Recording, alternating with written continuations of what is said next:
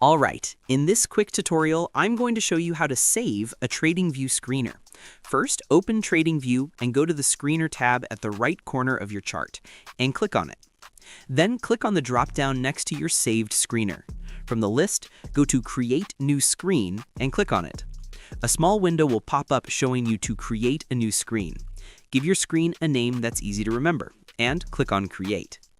Next, set up your filters exactly how you want them, like watch list, price, change, volume, beta, earning date, or technical indicators.